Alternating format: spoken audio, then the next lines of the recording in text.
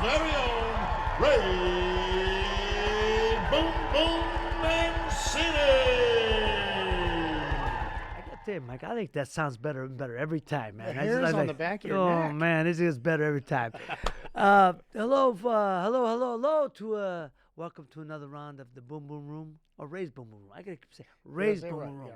We gotta clarify, specify, and rectify. We gotta differentiate. Ray's Boom Boom Room.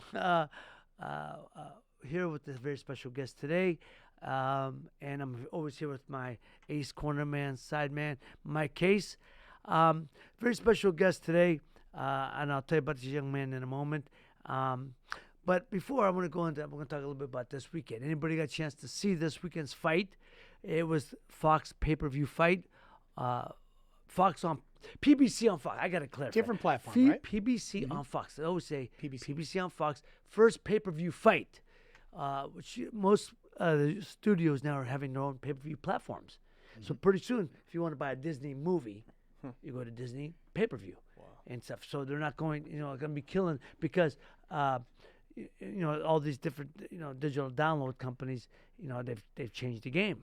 Netflix changed the game. Yep. Changed the game. So, whether it's Netflix, Hulu, Amazon Prime, you got to go. If you want to see a movie that premiered on Paramount, you go to Paramount pay-per-view and all that. So anyhow, this was Fox's first pay-per-view fight. And we did it at Dallas Stadium, Jerry's World. What'd you think? It was spectacular. I told you what it was like. It doesn't No. even compare to what it really is like. Have you been there? Been to Arlington? I haven't. Arlington, Texas. No. It's spectacular. It really is. It's so big.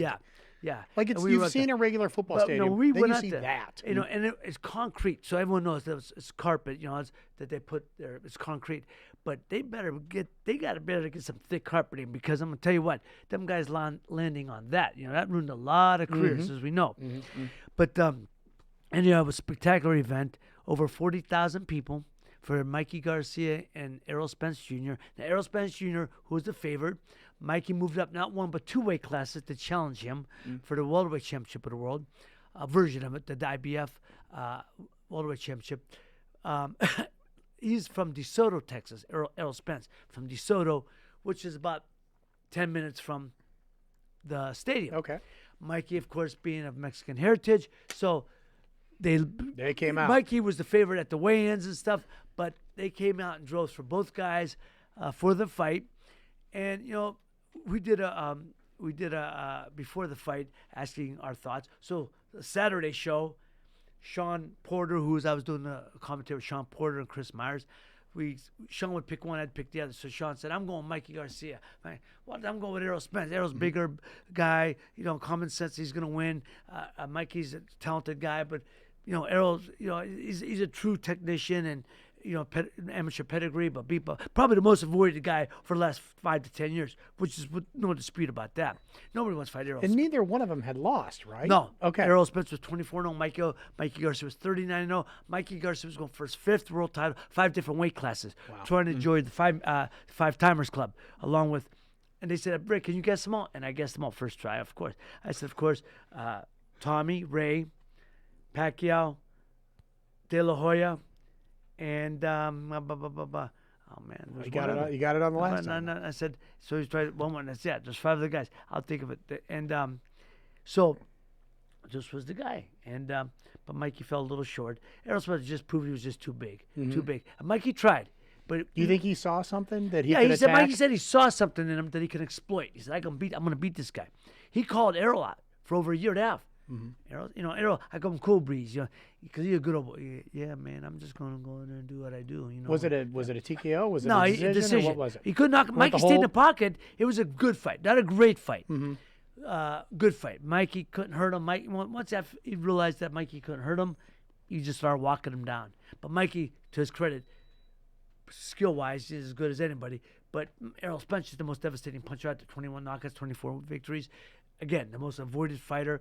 He's, built like body, beautiful, shoulders this wide, 6'2", comes forward. That ring gets real small real quick when a guy's coming at you that big. And can punch with both hands, murderous punch with both hands.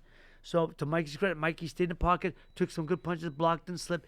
But just when he countered Errol, got high boxing IQ, hit him with them long hand and just slide back a little bit, just slide enough out of range. And Mikey couldn't find him. And when Mikey did catch him, he didn't phase him. Didn't phase him much. No, so anyhow. Now, to get you up to date, because I know what you're going to say next, a couple of weeks ago, Sean Porter fights, kid from the Akron area, Stowe, and wins, keeps his belt, right? Yes. And it was a close fight, controversial. Ray didn't think he won, but they gave the decision to him. Yeah. Guess who has to sit by this week at Sean, this fight? Yeah. So we're kind of waiting to see what would happen and how he would react. But he's a professional. Look, they asked me what I thought. I was working the desk at the studio, and they said, "What do you think?" I said, "He lost. He lost the fight.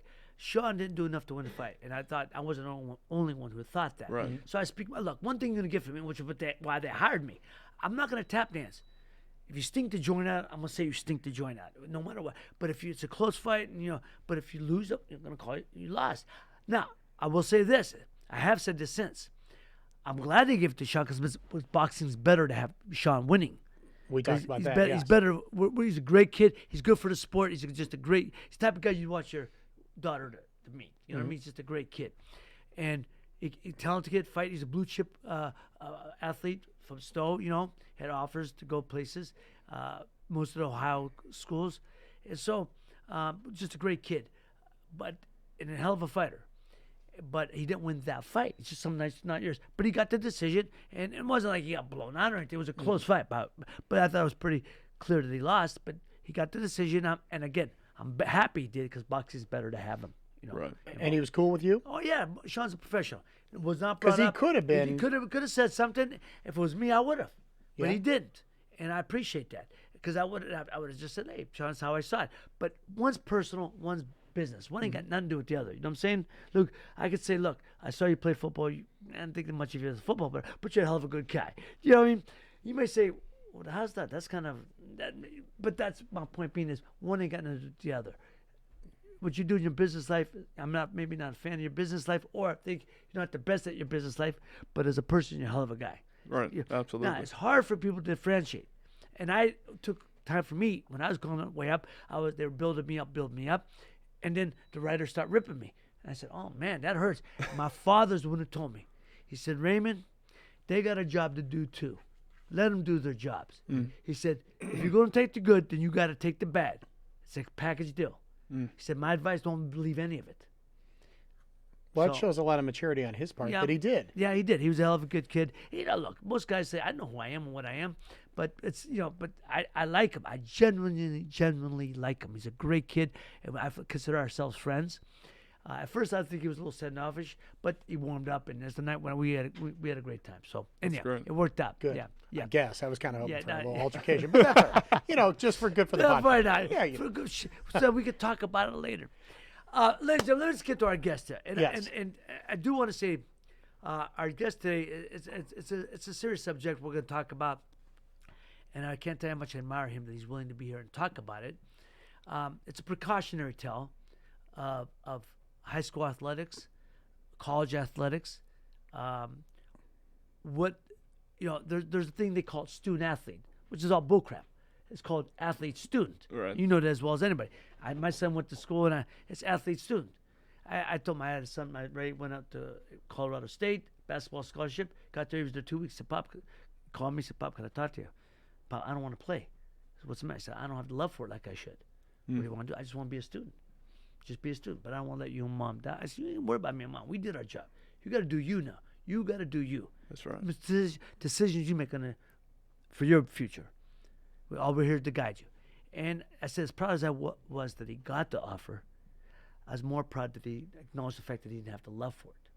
So, because as you know, again, we're talking about it, it's not student athletes, and anybody thinks it is, you're lying to yourself. And that's why I said the most Ku Klux organization in the world is the NCAA, the most Ku Klux organization. Because good old boys club. We got guys.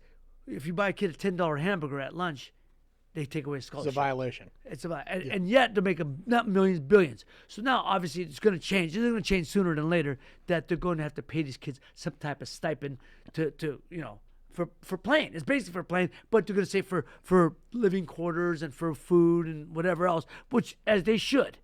And then you go, if you got, you're making the school millions of dollars, and you go sign a few autographs, and people give you, a $5 for your autograph, they could take away everything. I mean, it's bullcrap. It's like I said, it's been going on way, way, way too long. That's why the old joke. Remember when Eric Dickerson signed his first professional contract with the Rams? He said, Eric, would you think contract?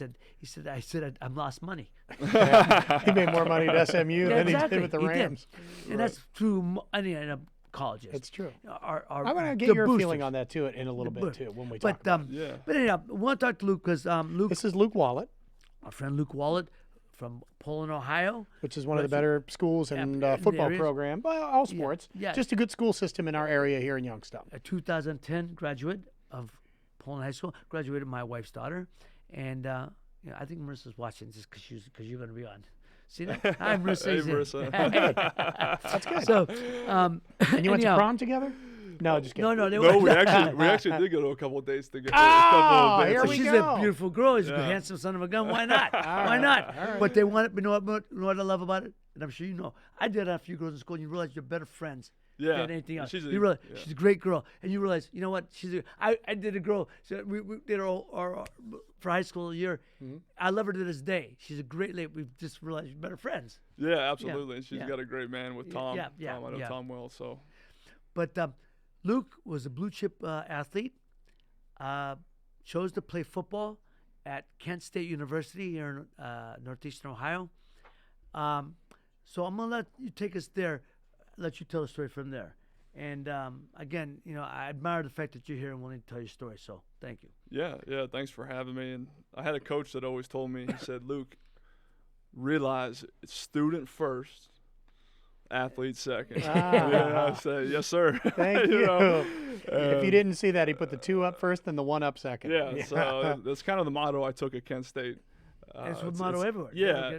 Well, let me get your ideas on that. You go to Kent State. It's not like you're going to Ohio State. You're not bringing in millions of dollars every weekend. Right. Should you guys get some benefits for playing major college football? Because it's a Division I football program. Yeah, I'll say this. So the NCAA, I was part of when they had the NCAA video game where all of us got money because the NCAA got sued by the players. Right. And for using our likeness. Mm-hmm. So I think players and student athletes should have the opportunity to make money off their likeness. Mm-hmm. They should have the opportunity to make money while they're there, because for some people, it's a great opportunity for them to set themselves up for the future. They may not have the pro skill at an SEC school or at a MAC school or at a Big Ten school, sure. But they have a great 4 or 5 years, a great fan base to market themselves, to build a brand, to make money. Right. And so where it gets tricky is when you get the schools involved, because what will happen, it will kill a Kent State, where Kent State can't pay Luke Wollet X amount of dollars. Nor do they want to. Nor do they want to. But like a guy at Ohio State, when they're bringing in $100 million for the football season, that's one thing. Kent State, their budget, it's allotted it through student fees. Yeah. And so that's where it's gonna. I think eventually you're going to see it break into almost 2 divisions. Well, here's what I think, and correct me which if I'm might wrong, be good. Could be. I don't know. You guys correct me if I'm wrong. I think, look, the fact that you get there and you get an education, if you're getting a scholarship, you should be paid for that. That's being paid to play.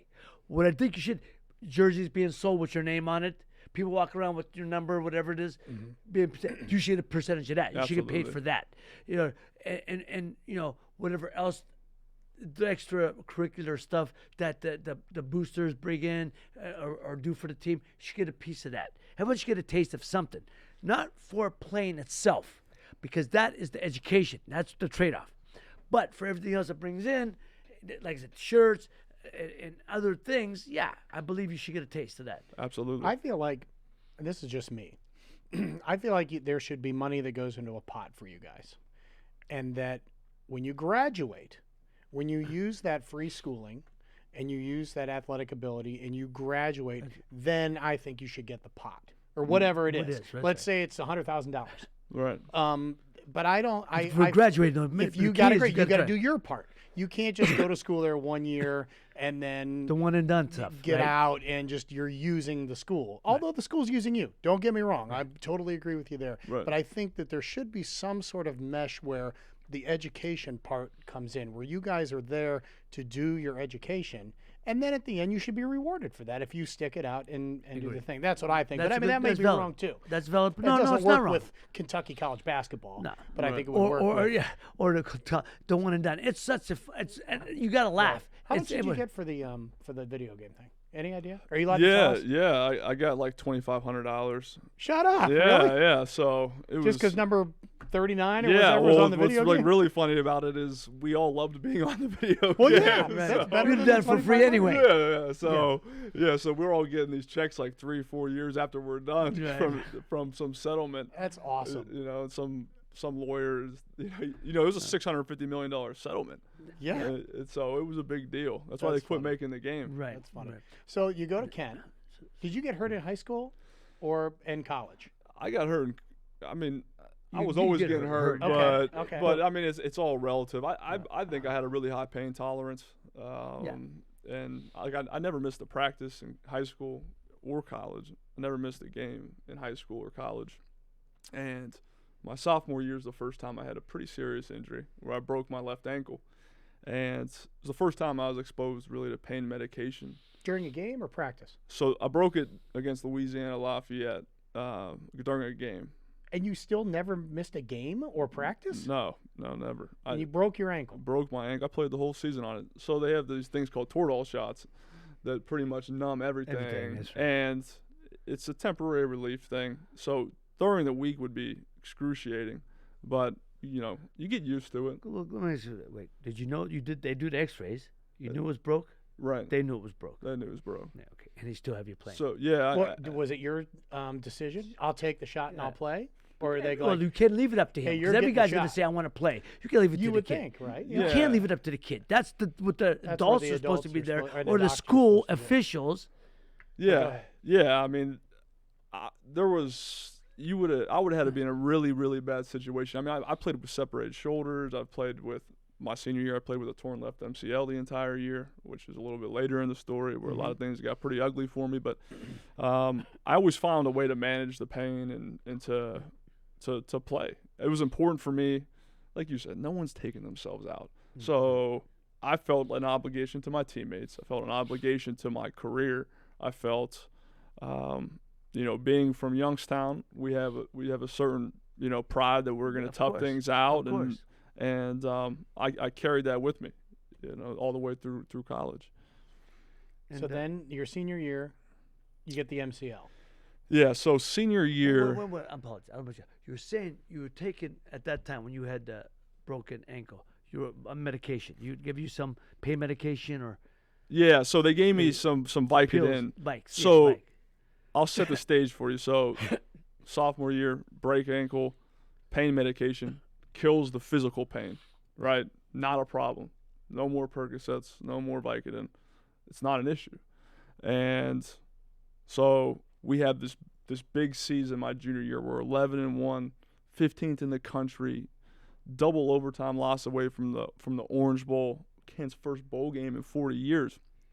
And I had the best season of my life, and I worked the hardest I ever worked that off season.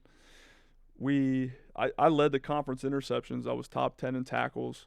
From multiple highly respected commentators and analysis guys, was called one of the top safeties in the country. A projected draft pick following this season. Just kind of everything I dreamed of since playing football since the age of 6.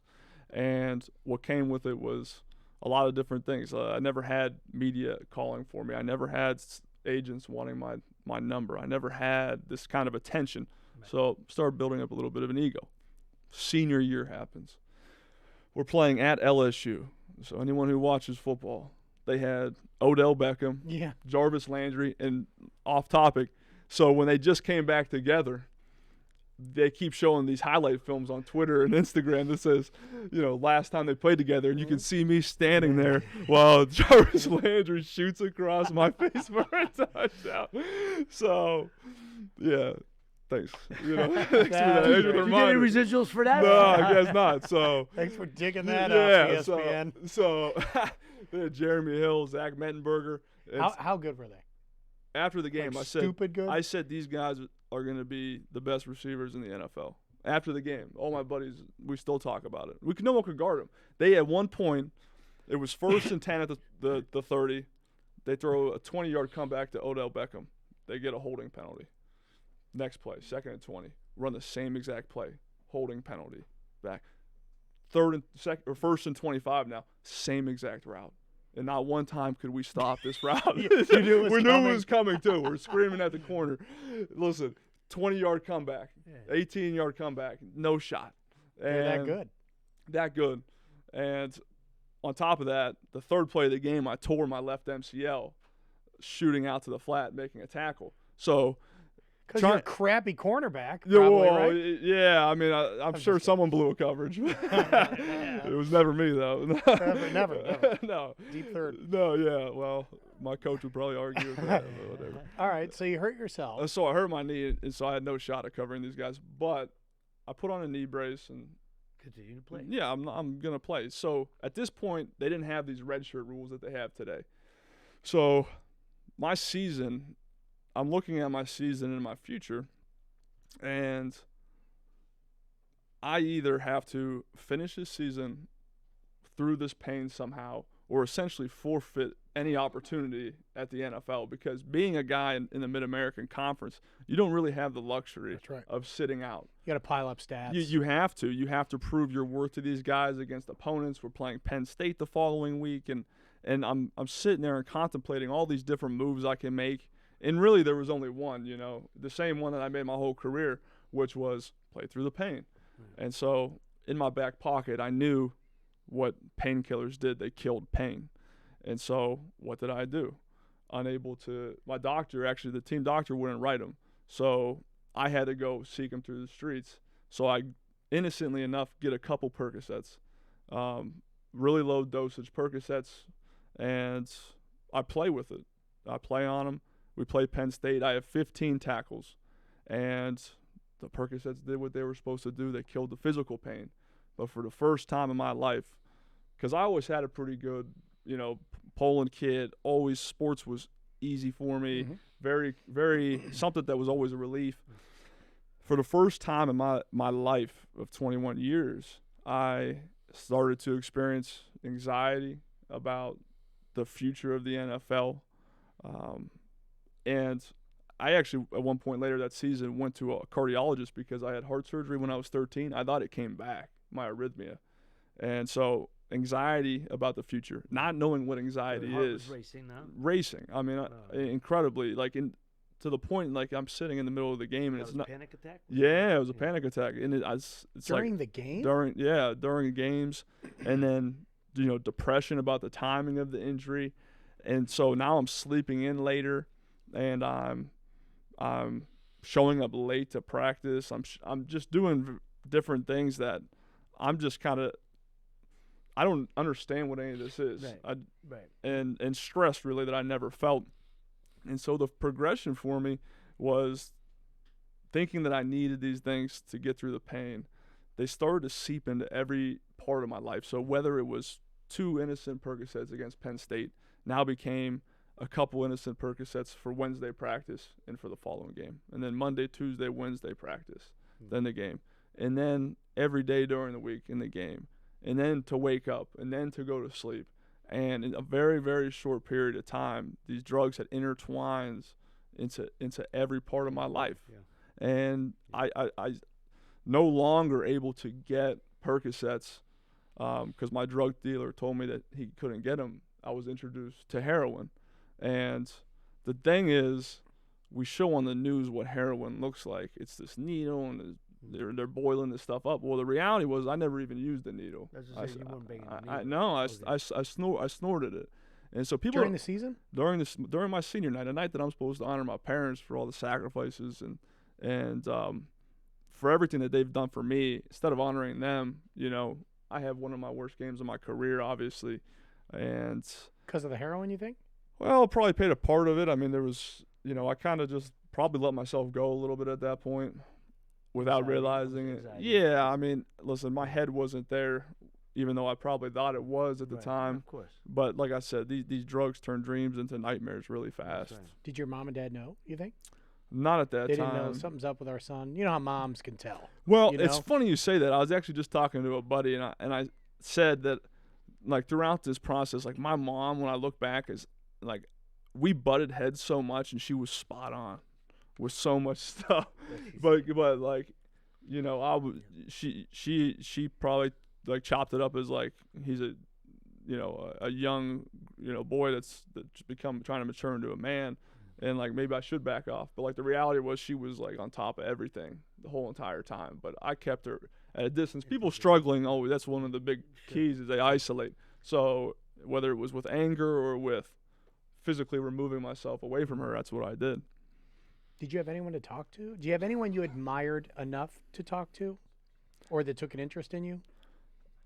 You know, it's funny, you know, what you start gravitating towards things that you really want and people that you want, and at this point I'm just drug seeking. So, like, the people that are around me are all people that are using. So they might be older, I might be admiring them, but it's probably for the wrong reasons at this point. Make you feel better. Yeah, so like they're it's just like justifying these horrible decisions I'm making. When you're going down a dark hole, man, you can't see no light. I mean, you're just gonna, like you said, you're gonna associate with the people next to you. It was the blind leading the blind at this point. No, Did you still have that NFL goal, or were you just like thrilled the season was over with, or just hoping to stay alive? Were you depressed as hell, or Yeah. all those things? The thing is, I never really found out who I was outside of being an athlete. So, like, we talked about, Great like, point. Luke being a student athlete. Like, I was always Luke the athlete. Like, I never had to talk about how my grades were in math How were class. My grades? Yeah. So I graduated, you know, barely over the minimum 2.5 to get a college degree. That's a miracle in itself. And so it's you know, just to have the paper is nice. So I'm now at this point where, like, I internally, like, consciously, I know that, like, football realistically is probably ending because, like I said, I didn't have any real confidence in myself. I have a bad knee. I'm don't know who I am outside of sports, and I'm approaching a point in my life where you have to be at the peak of your game to make the NFL. And so It's amazing you say that, you know, with NFL, got people, any pro sport, you know, like what we talk about. What's the thing you notice? From high school to college to the pros, speed of the game. that's right. You see these guys, right? And you're like, man, I thought I was pretty fast in high school and maybe in college. But then you see pros, how they jet. You know, you got guys 260, 270 running 4.3, 4.4. You know, that ain't good, you know. That's right. But what I admire, and which I understand it because with my own children, and I didn't experience it because I always knew what I wanted, and I was able to go and leave, and thank God I was able to achieve it. But I see with my own children and their friends and stuff, with your dreams and aspirations and goals, but when real life hits you, like I said, nobody talks about what happens when you have anxiety attack, what happens when you have depression, you know. And I've always been there for my kids, or I tried to be, and my mother was too, and I'm sure your parents were for you. But when they close you off, you can't, you know, it's a dark place. And after that, like I said, I have family members who've talked about things like that, and you think the only one you're going to get through it, the only one who's going to get you out of it is yourself. But in actuality, you can't. You just got to be somebody. You need the tools, and you don't have the tools. And I tell people, there's no bad connotation, or of anything now to speak to a therapist of any sort. You know, that's what they're there for. That's right. They're doctors of a different way. You know, we all need that to help. You know, whether it's a friend, a family member, a priest, whatever. But that's what they're there for. I used to make the joke in L.A. that the two biggest businesses in L.A., the entertainment business and the therapy business, because most actors have a therapist, and most of them on set, and that's no joke, because they're all, you got to be half wacky to be an actor, because you're playing, because what you just said, actors tell you, you're always playing somebody else. Most of them don't know who they are. That's right. They don't know who they are themselves, so they're always playing other characters. And I always thought that was interesting. You know, people who have just same thing. When they have addiction problems, they talk about, I never knew who I was because I'm always playing somebody else. So you just feel fake, or like a failure, or I mean, you're still a good athlete. You played 4 years. Yeah. And you still have a bit of a future, but obviously you didn't feel that way, I'm guessing. No, I didn't. I knew I continued to train for this pro day with all 32 NFL teams were there. Does Kent have a pro day? Yeah, we had we had Dree Archer ended up getting drafted in the 3rd round. My buddy Rosie Nix is a Pro Bowl fullback for the Steelers. So we had talent. So Dree actually broke the 40-yard dash record. 4.2 guy, right? Yeah. What was his name? Dree, D-R-I. Yeah, Dree Archer. It's pronounced Dree, though, and he was a little running back for Kent, but he's lightning fast. He ran like a 4.24. The closest anyone's come to breaking Chris Johnson's record until I think someone just broke it maybe. I forgot who picked him. So the Steelers drafted him in the 3rd round. Yeah, and so we had every single team there. And, I'm running to the bathroom to, like at this point, I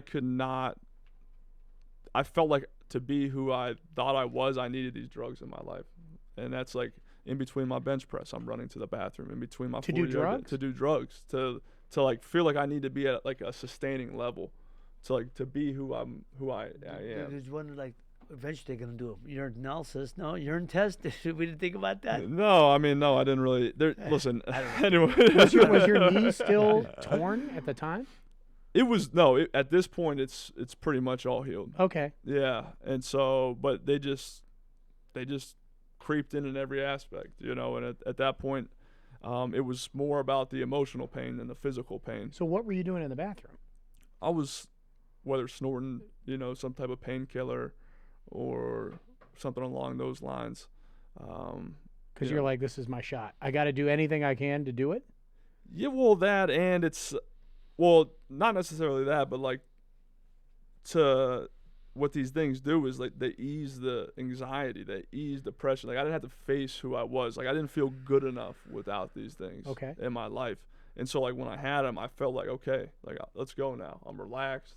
I can do it now. I'm who I'm supposed to be. Now I can perform at my peak. Like that's what these things do. Like I thought I had to perform my best. I thought I had to be on these drugs. And it's listen, I didn't jump to the top of Mount Everest. I took a bunch of little baby steps, a bunch of little choices. Before I ever touched heroin, the first bad choice was probably made 2 years before that, and just kept making them little bad choices. And before you know it, I deal with a group of population of people every day that made these decisions that are deep in a rabbit hole. And at this point in my life, I'm deep in a rabbit hole, and having that mentality of, I got myself into this problem. I have to get myself out. My pride almost killed me in this journey. Yeah. Oh, and it will. Yeah. It's an ego. Yeah. I've said this repeatedly. How many times, Mike? I said it on the show. Ego will get you your ass whipped, figuratively and literally. Yeah. In life and love, Yeah. Ego will get you hit. It can kill you. Yeah. It gets you killed. Yeah. So how'd the pro day go? So I jumped like a 27-inch vertical, which that seems pretty good. Yeah, I don't know. Look, he's still proud of it. No, that's horrible. It's really for what for what I was supposed to jump. 2 feet. So you jumped that high. What are you supposed to jump at? Like for your mid position? 30s. Oh, okay. Yeah. So yeah. It's way better than we could do. Yeah. No. So it went horribly bad. Really? Yeah. It was a disaster.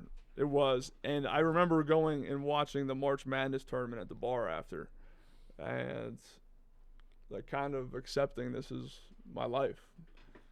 And so even with all this stuff going on, I was picked up following the draft by the New Orleans Saints because of my body of work that I had in college. Were they the only team? So because sometimes guys don't want to get drafted, so they can kind of pick where they go as a free agent, so they have a chance to make the team better than another team. You know what I mean? No, Mike. I know guys, college coaches have said this, and I'm sure the pro coach got to be similar. They say they love walk-ons because they ain't a guy who's got the privilege. He's there because he wants to be. But then he could say, the Saints need safeties.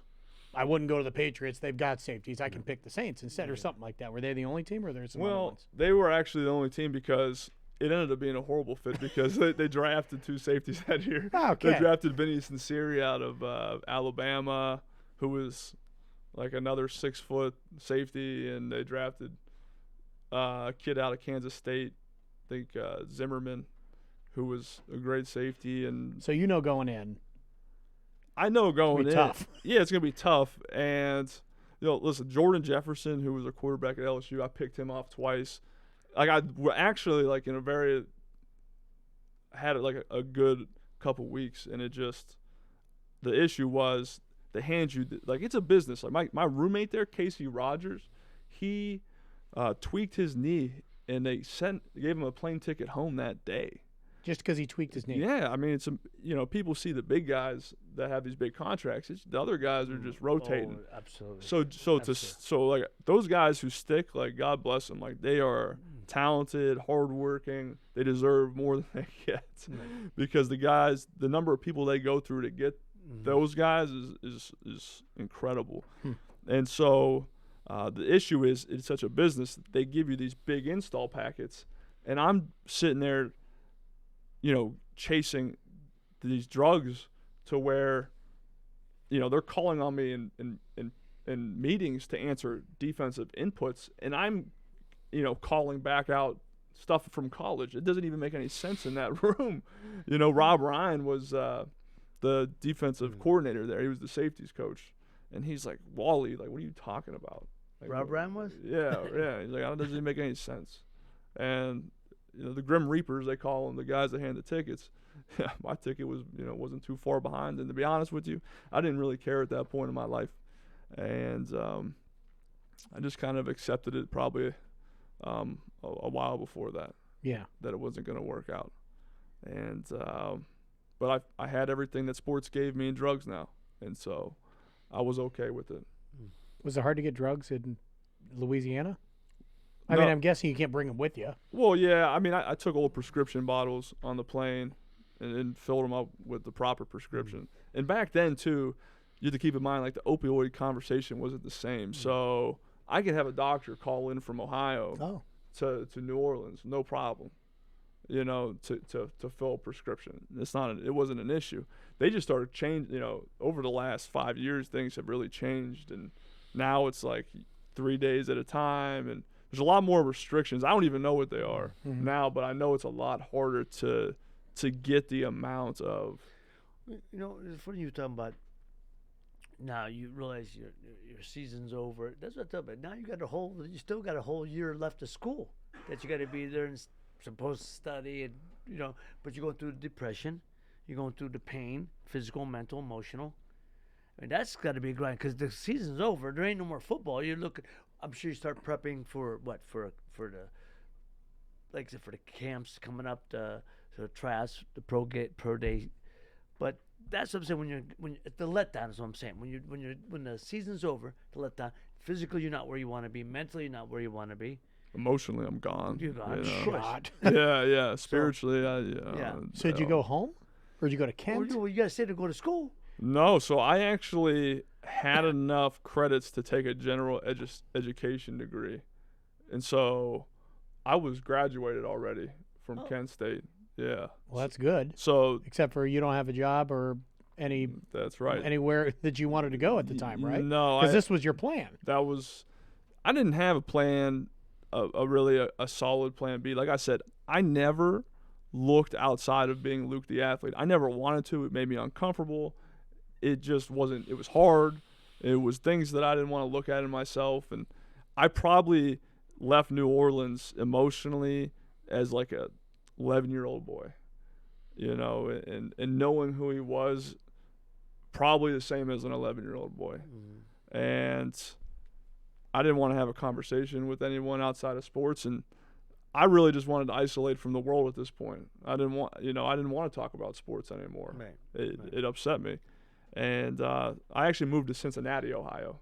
So I didn't move back to Youngstown. I moved to Cincinnati and, get a sales job, and same cycle, never chasing the same wrong things to fill this void that sports had left in my life at this point, and could never get it. No, not to cut off. I said, my son Leonardo, I think you met him before. He same age, graduated the same year. When he had a sports injury his sophomore year, he had a severe brain injury, so it shut down for football, which basketball he wanted to play, but when he graduated, he had no left for it. But at the time, when he was going to this sophomore in high school, they said to me and his mother that you should talk to a therapist, a psychologist. So psychologist said because it's an identity problem. It's an identity fact. If I'm not the pretty girl, who am I? If I'm not the star athlete, who am I? And that's exactly what you're talking about.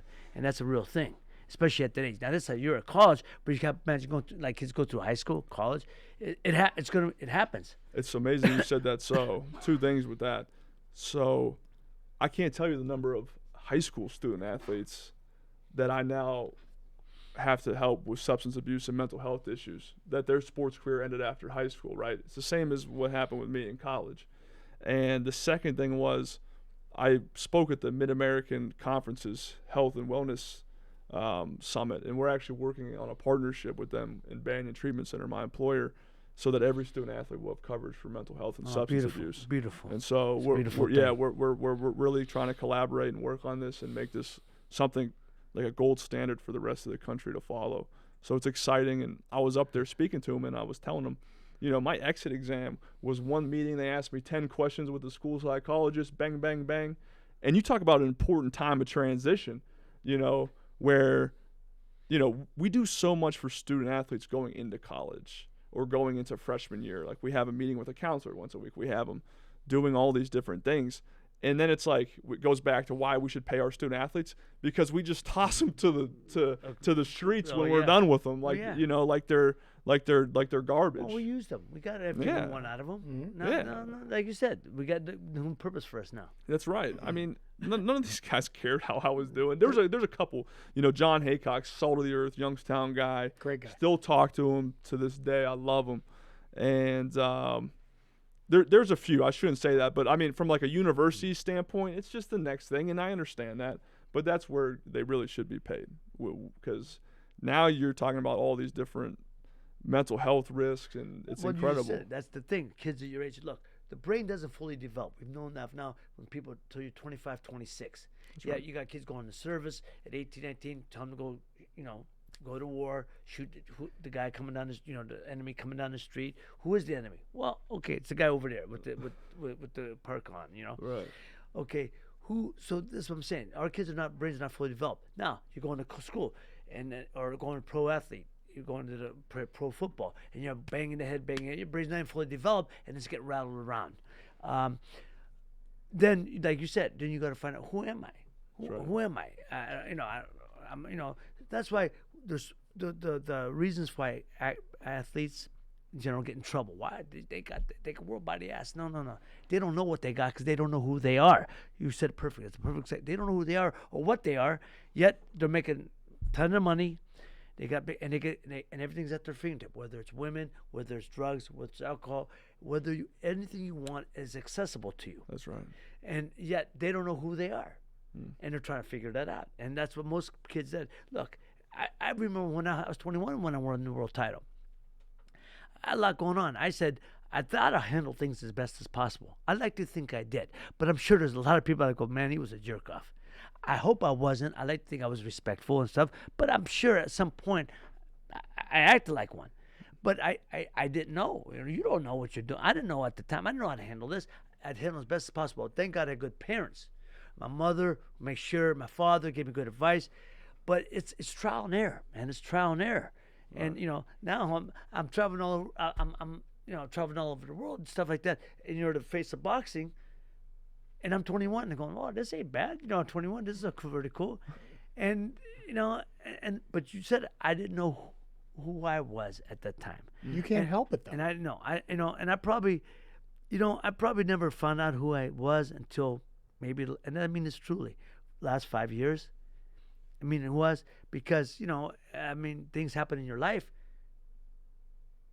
Divorce, this and things. You go, oh man, I'm not that guy. I thought I was something special. Ain't nobody. I'm not gonna get divorced. Who's gonna leave me? Who's gonna leave me? And my point being is, you don't realize. And probably over the last 5 years, I'm 58 now. Over the last 5 years, I finally realized who I am and what I am, and I'm happy who I am. And it was a process. And I went through therapy. Marriage counseling, therapy sessions. I had to go through because there's people who gave me the tools. They don't tell you, here's what you need to do. They just say, here, Ray, here's this. They just give you the tools. I had tools as a fighter, I had tools as an athlete, I thought I had tools as a husband and a father, but I realized I didn't have the right tools. And you know, I'm proud of my kids, man, because they're great kids, you know, and their mother's a great lady, and you know, and I thought I was a good father. I like to think I was, and I am, but it's a process. That's right. So when you're a young man like yourself, going through the things that you're going through, your brain's not even fully developed yet. Yeah, I mean, was there a rock bottom, or had you hit it yet? No, I hadn't hit it yet. You know, it's really, because it sounds like things are going pretty poorly. Yeah. Well, you know, it's one of those. But it gets better. It gets worse. Hold your water. Yeah. So it's one of those sayings. It's what you don't know, and what you don't know can kill you. That's right. And I didn't know a lot, and I thought I knew a lot, and so I moved back to Youngstown because I blamed circumstances in Cincinnati. Why I now fail at sales.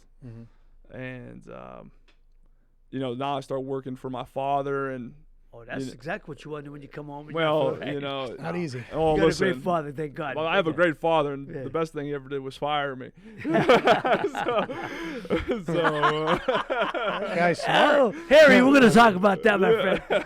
No, he's a great man, and so you know, things didn't work out in Youngstown, and I probably blamed them and blamed more things, and you know, never looking at myself. I'm fully ingrained in this life that's just treacherous. There's, you know, you talk about like a spiritual battle. It's, you know, I never knew what like a detox facility was. I never knew what any of these places where you can get help, because like I said, I had a big problem asking for help or accepting help my whole life, and so I was always like kicking all these things on the couch and detoxing on the couch and saying I'll never do them again. I have the willpower to do it, and it'd be a month and a half later I'd be doing it again, and I can't believe I'm back in this cycle and this hell of addiction. And so I moved to Cincinnati again, and at this point I move into like a 1-bedroom apartment in the hood. My stuff gets all infested with bed bugs. It was like $250 a month. Everything is infested with bed bugs, and trying to kill bed bugs is like trying to win a war. I mean, these things don't die for nothing. You'll kill you before you kill the bed bugs. Yeah, you have to. It's an incredible process, and it's like I don't wish bed bugs are my worst enemy if you're watching this. And so, you know, luckily, like I said, I'm blessed to laugh about this now. But what a horrible time in my life, and it's got to the point where, you know, I'm staying at extended stays. I'm asking buddies to sleep on their couch. I'm sleeping in my car some nights. It was a miserable, miserable time of my life.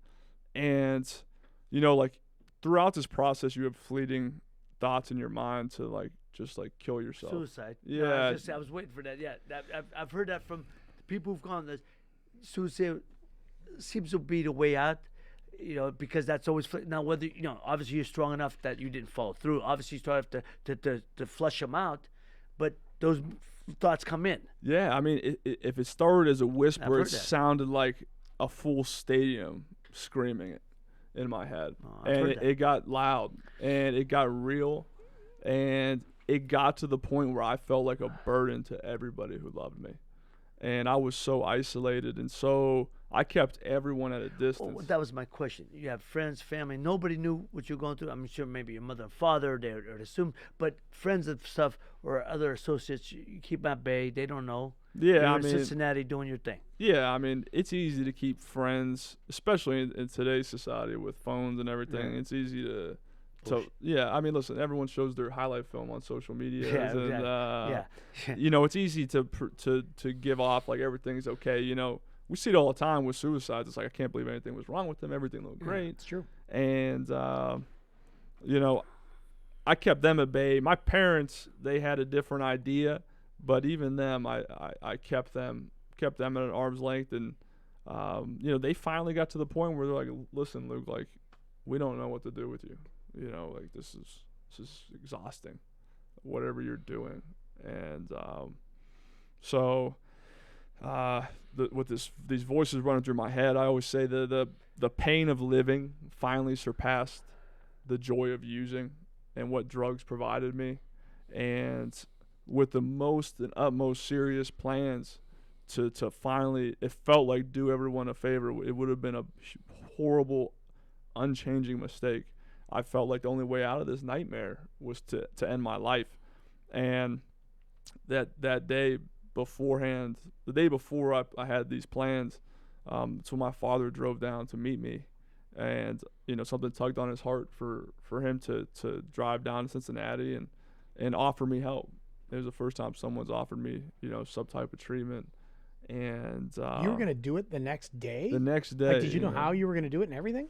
Were you gonna write notes and? Well, that was part of it, and I don't.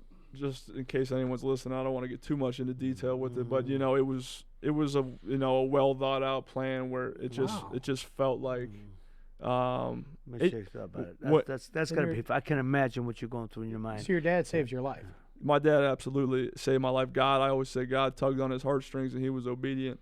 And if he wasn't obedient, I wouldn't be sitting here with you guys. I truly believe it. It could put me into tears every time I'm talking about it. Of course. And so he just tells me, he approached me with, like, I'll never forget the day. He just approached me with such love and just wanting his son back. And that's all he wanted. He didn't care. You talk about unconditional love. If there was anyone who didn't deserve to be loved after the hell that I put my family through, it was me. And you talk about unconditional love, when he put everything aside just to say he loved me and just wanted his son back. And I took the help that day. I went to an inpatient treatment center in Richmond, Virginia, and started on this journey in recovery. Oh, beautiful, man. Yeah. And what year was that? That was my sobriety date is January 27th, 2017. So not that long ago. No, it's not. So so I have three big demons. Gambling is the third one. Gambling, drinking, drugs. And so things have turned around fast. Any kind? When Like you were doing sports gambling or every casino type. gaming? If you had two quarters right here, I'd bet you could throw it closer to the wall. That. Well, I could. What the funny is, one helps feed the other. Yeah. Usually, drugs gonna feed the drinking because you want to numb the pain. That's what you're doing. If you win, you feel good. If you drink, sometimes you feel good. Yeah, self-medicating. All that stuff. Yeah, it's like you do it when you're feeling good. You do it when you're miserable. You do it because that's the vicious cycle. That's right. It masks everything, and then that leads, of course, to gambling. Well, if you look, people always talk about drink. Like I have a bourbon company, right? Guy said, I wish you wouldn't do that. I wish, what I mean? Why? He said, because, there's people who have problems. I said, one ain't got nothing to do with the other. My thing is, I'm talking about, it's a gentleman's drink, ba-beep, ba-bop, ba-boop. It's a gentleman's drink. And you're talking about, if you got an addictive personality, it don't matter what it is. That's right. What it is. You're gonna overindulge anyhow. It's not alcohol. It's not food. But if you have an addictive personality, you're going to be a glutton no matter what it is. Yes. Well, the same qualities that made me such a great athlete is what made me such a drop-down addict, an alcoholic. And I've said this. I said this on the show. I said the same things that made me world champion were the same things that caused my biggest success is because of my biggest failures. Double-edged sword. And that's my ego. That's right. Because ego gets away. Ego made me believe I could be world champion when everyone think, ego made me believe I could do whatever I wanted to do. Ego is the same ego that didn't pay attention when my first wife said, we need things to change. This isn't right. Something needs to change. When my kids were coming to me and telling me, Bob, you got to back off a little bit. I need, you're a little too tough on me at times. And things. Or same thing people said, Raymond, you shouldn't be fighting. Don't go back and fight. You don't need to fight. No. That's the stupidest stuff. But it's ego. And ego, gets you your ass whipped, in figuratively and literally, in life and love. That's right. Always remember that. Amen. But that's that's what I'm saying. It's got to be. That's what people always said. The same thing it takes to be successful is cocky, arrogance, and I always said I was arrogant. I was cocky, confident, or cocky, arrogant. Is the double-edged sword. That's the fine line. Cocky, arrogant is going to get you kicked, your butt kicked. Cocky, confident means you're going to succeed. It makes you believe you can do the unbelievable, and that's a fine line. you got to know how to straddle that line, and you got to know what reality is and what what is it, and a lot of people have to learn through defeat to be successful, but you learn to channel it. It's how you come into your body, how you use it for food. You use it for food to inspire you and to feed the adrenaline to do greater. I'm going to figure out the mistakes, correct the mistakes, and move on. But if you use it and it becomes the other part where it's like, man, that ain't nothing. I can do whatever I want to do no matter what. Next time it'll be different, but I'm going to make the same mistakes. You ain't going to change nothing. It just was not my night, so to speak. Then that's the recipe for failure, of course. That's right. I want to ask you one question before I ask you what you're doing now, because I don't want to go over too much. But how awful is rehab on you and your body, and how painful? I mean, what you hear the horror stories. Well, how bad is it? Yeah, it's. So I never went to I still have never gone to a detox facility. Okay. And it's a horrific.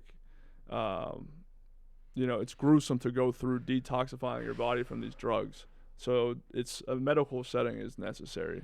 Some of these detoxes can kill you with alcohol, actually, and benzos are a lot of times deadly withdrawals. And so seeking a detox residential facility is very important. But, I think there's a lot of misconceptions about rehabs, and, I'm sure some of them are bad. And the place I went to was amazing. The place I represent is amazing. And, there's hope there. It works if you want help. Well, that's just it. If you don't want help, you're going there because some court-ordered facility made you go. You got no shot. You got to want to go and better yourself. Like look, this is what the type of kid I remember. I know. Everyone talks about how good they talked about you when you were in high school. What a great kid. They didn't know exactly the demons. But the same thing that made you a champion athlete, champion person, because it's the same thing that's going to make you a champion in life now. So you just stopped.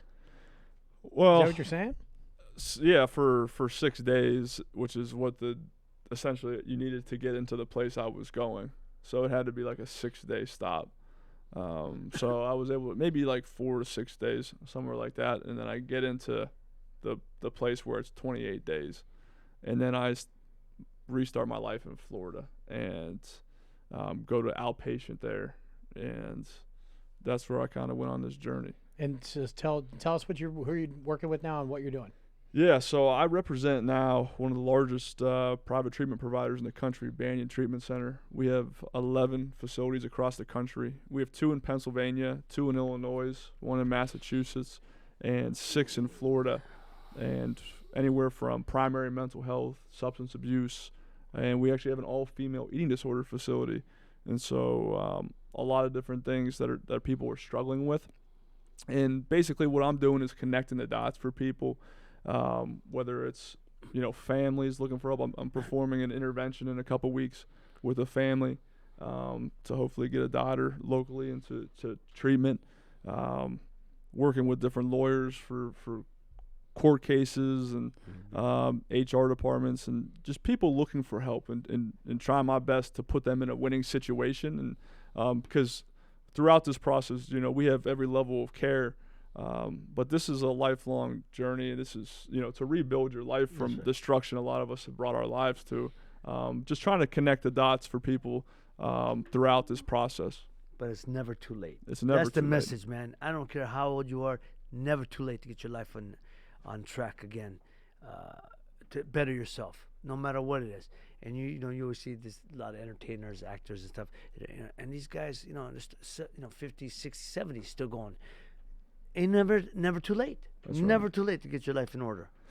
That's right. It's never too late. And if you guys wouldn't mind, I'd love to put a number out there. Bring it. Yeah. So anyone who's looking for help, a number to call, and we'll have a team member talk you step by step what the next steps are for your family. It's 888-493-4429, and it's a friendly staff we have. And even if it's not a great clinical fit with us, I do my best locally in the state of Ohio to make sure that everything's put in place, even if it's not a proper client for our facility. Could you repeat the number? Yeah, the number one more time, and I really urge you, if you're struggling or if a family member's struggling, to at least call and get some advice. We see hundreds and thousands of cases that we've talked through, and we've seen lives restored, and that number is 888-493-4429. And the name of the company is? Banyan Treatment Spell Center. Banyan. Banyan. Okay. Yeah. Well done. Well, I got to tell you, Luke, this is what I want to do, Mike. This is the type of show I want to do. Inspirational show. I always say, we want it to be educational, inspirational, but but always educational, but entertaining also. But this is a different type of show. Obviously, this was not to entertain you, but educate you. So, man, I tell you what, I got educated. I'm inspired by you. You're a tremendous young man. I know the family. Like I said, I've known your family forever. But I can't tell you as much. I'm sure people who are watching you, as much as they were a fan of yours before when you were playing, they got to be a bigger fan of yours now. Because I'm a fan of people in life. People who were able to do what you're doing, turn your life around, and make it a difference. Make a difference. You may not have done it on the football field. You may not have done it in playing the game that you love. You're doing it now because what happened back then. You're making changes. You're making a real difference now. I appreciate it. I think my purpose in life has come from a great place of pain, and all the glory to God giving me a second chance at life, and a life that I feel I don't deserve now, but I'll definitely take advantage of it. It's funny you said that too, and I tell people all the time, you got to get God in your life. Without God in life, there's nothing else. You got to have God in your life. That's right. And I tell people that, man. Find out who you are.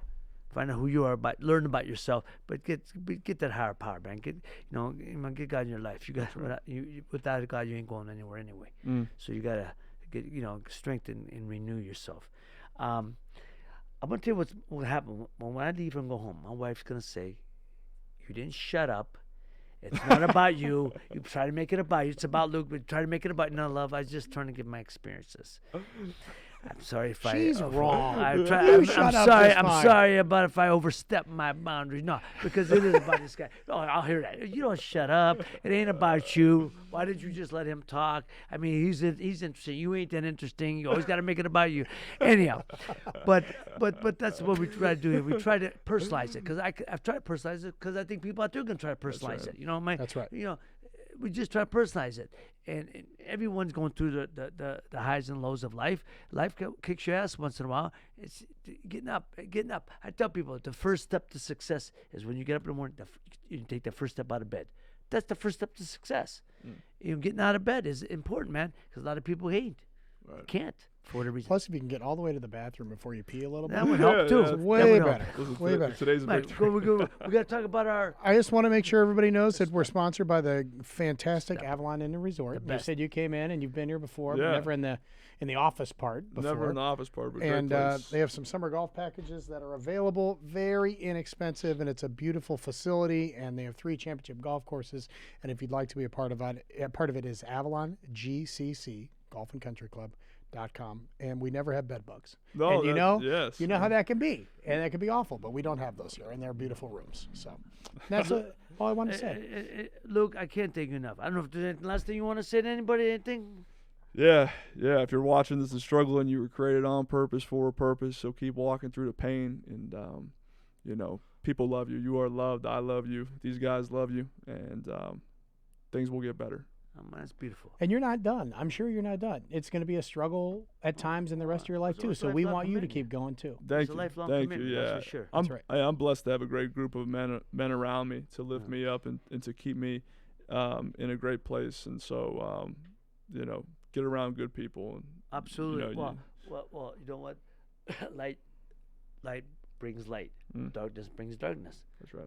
That's. I mean, you gotta be around the light, man.